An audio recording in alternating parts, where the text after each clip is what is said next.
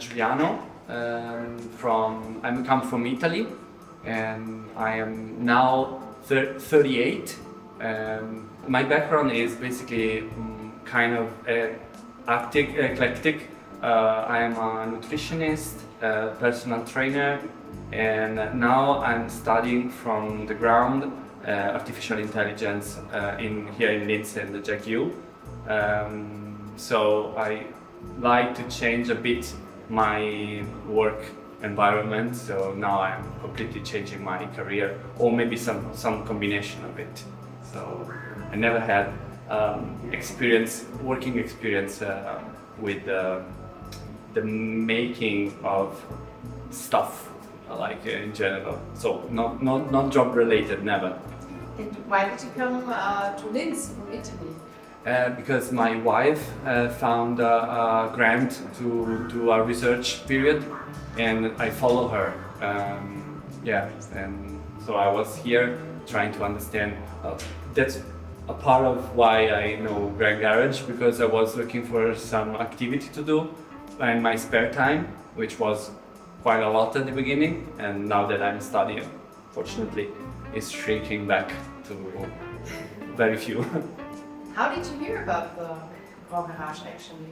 I was looking for a laser cut machine, and normally I was looking for a service, like where you pay to people just do the thing and give you the piece done.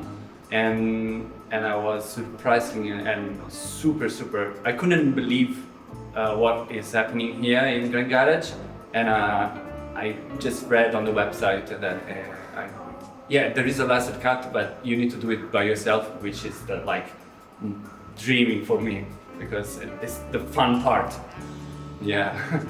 And when you came here, what were your interactions with the trainers and the hosts, or just the people in general like? Very cool. Like everybody is very, very welcoming, and the training part is it's thorough and makes you like the chance not to do mistakes, but then it gives you the freedom to do mistakes that are not that dangerous, like for yourself, and so you can just try and if you have trouble, they always around, and you can just say, I'm stuck, I cannot do this, I don't know why you explained to me, but I cannot do it anyway. So they are very, very helpful all the time. And we know each other a little bit, and Yes. I've seen you working here, and I noticed you like to experiment, right? So you're not afraid to experiment, but not every step of every project works out all the time. So what I'm interested in, would you say, now that you're here, you're now more likely to stick to something, even if it's challenging? Yes, absolutely. Maybe because I am a bit naturally tend to be very. I don't give up when there is something that I really want to do, and so basically when I try something for the first time, especially with the machine that there are here where I don't have any experience with it, I can fail it, but it's the main part of my learning curve. So I'm always like, yeah, I did it. I thought this would work in the computer, in the 3D environment, but when I print it out, it's completely different and it doesn't work. It doesn't matter. So sometimes I do it myself, sometimes I ask for the tutor why it didn't work, and they explain me something that maybe I couldn't get why it was wrong, and so they help me on that a lot. Okay. It's okay to make mistakes. We learn from it, right? Yeah. It's the main. I mean, I would say that is the main fun part of this place, because you starting here, you realize that you can not buy directly something, but you can actually make it from the ground up. So I'm not an engineer and I don't do it for a job, for my work. So it's normal that I would build something that doesn't work, but step by step you make it. You are able to do it. And do you have a favorite experience? What was your favorite experience so far? So far, I mean, I spend lots of time on building a big project like the surfboard, and other tiny project like scaling up, scaling down models of planes for friends, or for doing some little gadget for Christmas, or personalize those standard toys that you can get online. I would say that my big projects are gonna be in the future, because I'm planning to do other water sport equipment here, different from surfboard, but very complex and very big. And again, we don't know if they work or not, but we will always try underwater if they work. Like a foil. I want to build a foil, which is a way to glide over the water. And these components are really expensive. They normally are made of carbon fiber, and there is a lot of engineering, hydrodynamic around. And again, I'm not an engineer, so I go online looking for somebody that maybe has a 3D project of it. I was lucky, I found it, so now I need to basically make it physically through printing mostly, and then find a way to work with the carbon fiber and stuff. So it's something that it's really far from what I do in my life. I mean, now I'm studying AI, so it's completely far from something that you make with your hand. So it's gonna be very, very interesting. I'm looking forward. And what was the most fun thing that you made so far? Fun, I would say, I mean, the surfboard, because I actually found myself in love with water sports, and especially surfing. So it's like some kind of addiction, I would say. Like I always think about that, like how to make a surfboard, or where I'm gonna go with that surfboard. Obsession, maybe. What? An obsession, maybe. I would say, yeah. Now I'm very stick. Sometimes I just go from obsession to obsession, but now it apparently is water sports and surfing. And what effect has working here in the Grand Garage had on you as a person? Is there an effect? There is one. I mean, I lose track of time when I come here. It makes me very happy when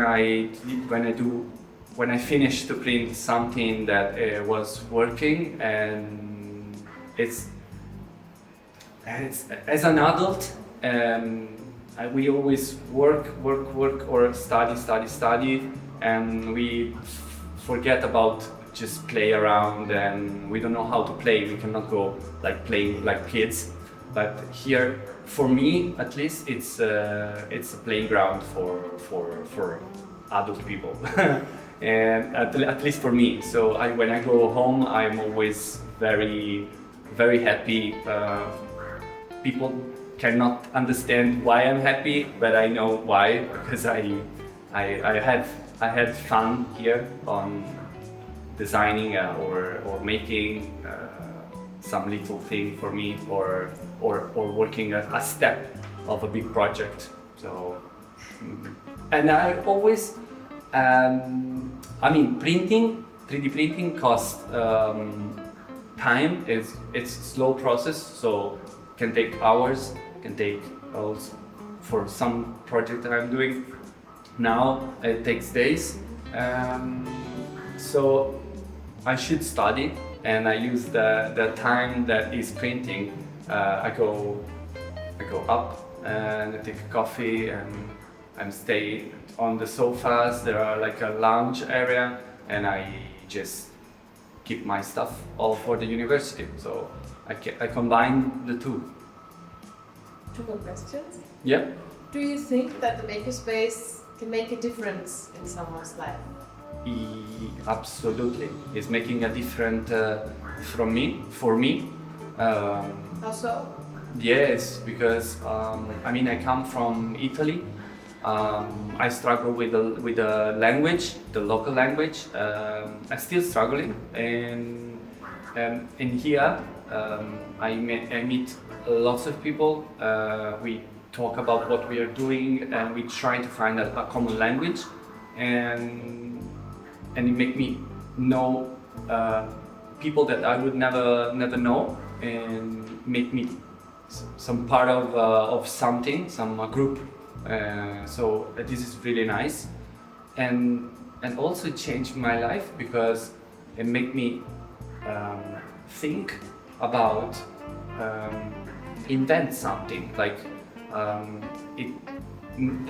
now that you understand that, because you saw that it's possible to translate an idea that you have in your mind, you design it on the computer and then you make it physical with the machine that they have here.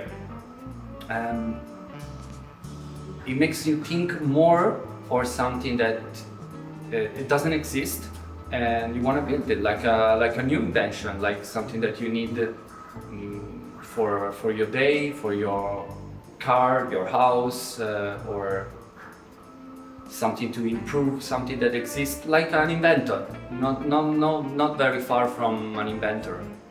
I'm starting to get these thoughts about this thing exists, or I didn't see around it. I cannot buy it on the shop, but I have it in my mind, so I want to try to build it.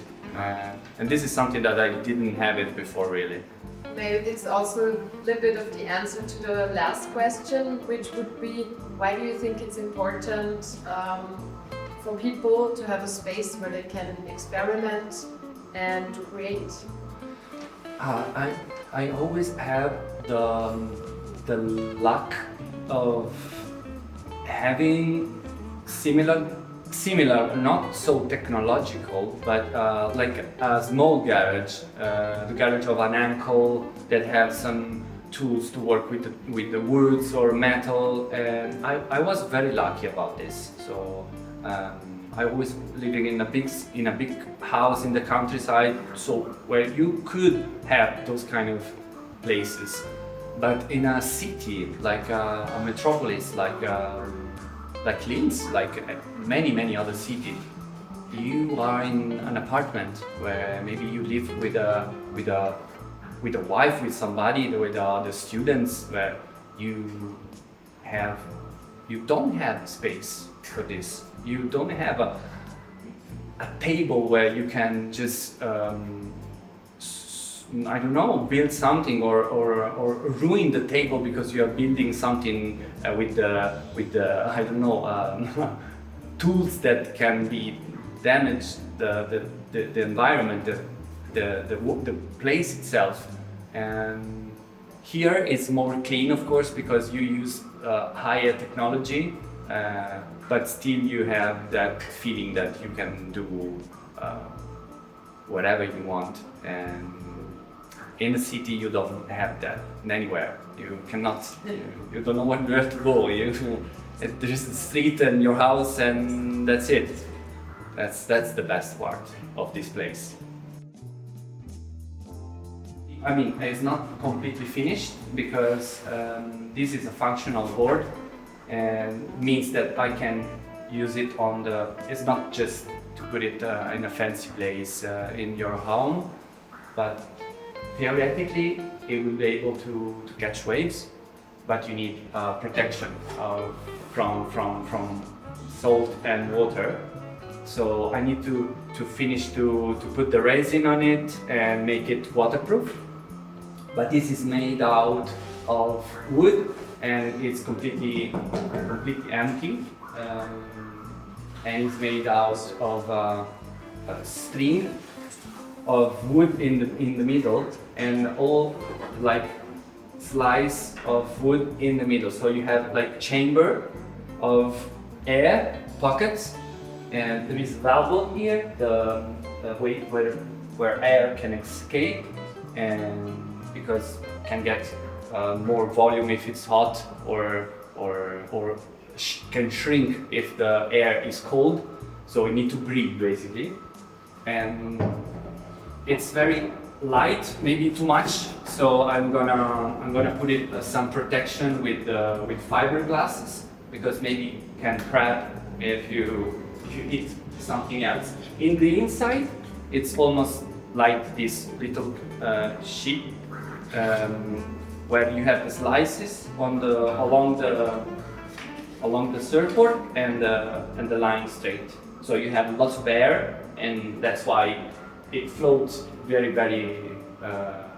good, and it's nice feeling to surf a wood surfboard, because this is not the first one I do, and so I know the feeling. It's very nice. It's very nice to feel it on the water, and yeah.